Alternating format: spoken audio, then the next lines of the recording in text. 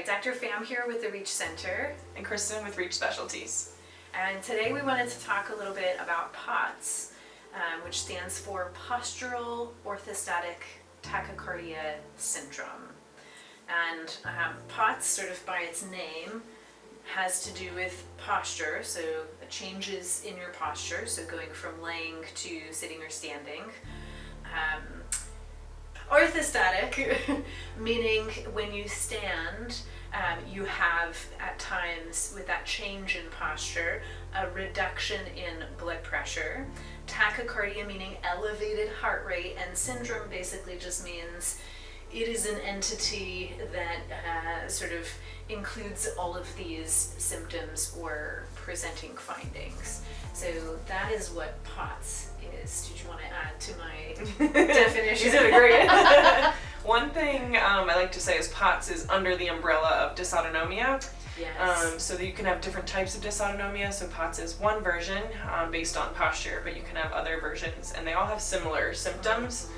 But POTS purely is change in position. Yeah, absolutely. And I think it's important to point out that spectrum because not everyone will have POTS when you do some sort of testing, but they might have orthostatic intolerance. Right.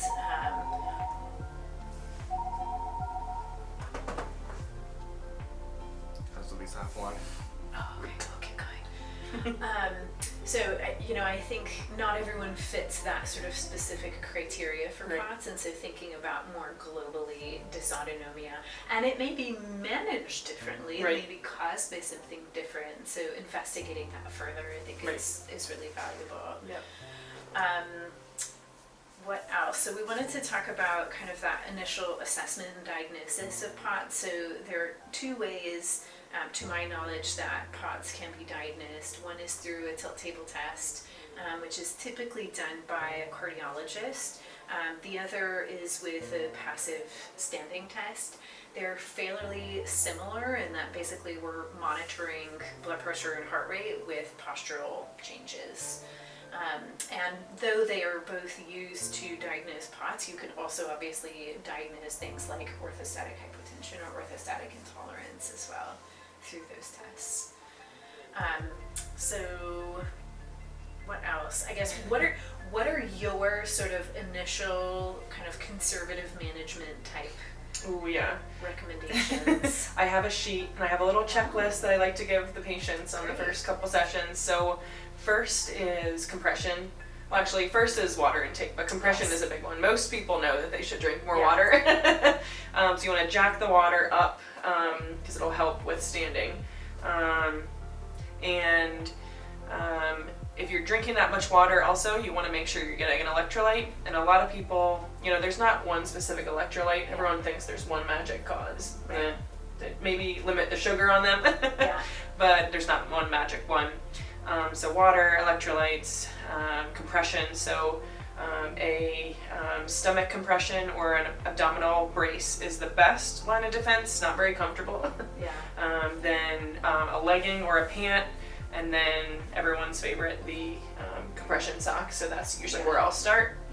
You want that to be 20 to 30 millimeters of mercury or higher. It's not comfortable the higher you go, but it helps.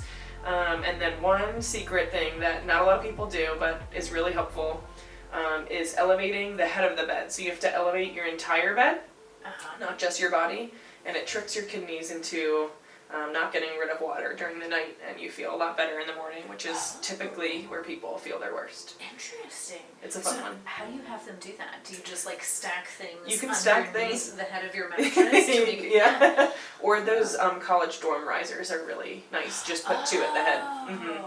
Like underneath the bed frame, so that the frame is actually the frame needs to be elevated, right? Oh, interesting. Do you end up like sliding off? Yeah, some people don't. All of these things are not the most comfortable, but it does help. Yeah, that's great. Can we talk about why mercury? What? Why mercury? Oh, the millimeters of mercury, that's just the amount of compression. Yeah, like the that's measurement. how they measure compression. Gotcha. So I think from my standpoint, beyond a lot of that conservative management, I would say sometimes we utilize medications to kind of prop up blood pressure in particular if there are symptoms that are really not managed by more conservative measures. I would say also, I think that checking electrolytes with a blood draw can be helpful, just to sort of see where are you starting, just some very basic labs. And then lots of people talk about sodium, and there are a few electrolyte powders out there these days that are very high in sodium. And I guess, you know, I think that's where you really want to be working with a physician to sort of guide how much sodium do you actually need, and how should you be taking that. Because if you put a huge volume of sodium into your stomach, what it does is it drives a lot of water into your stomach, and it sits there and it doesn't move very well because of that concentration, and so it can actually be pretty uncomfortable for a lot of people. So I think just being cautious about what interventions we use and having guidance on them can be helpful. And we have our dietitian on staff who is aware as well. Yes. Jenny, who can help with nutrition and water intake and those sorts of things. Absolutely. Wonderful. Anything else to add? No? Okay, that's POTS. Thanks everyone. Bye.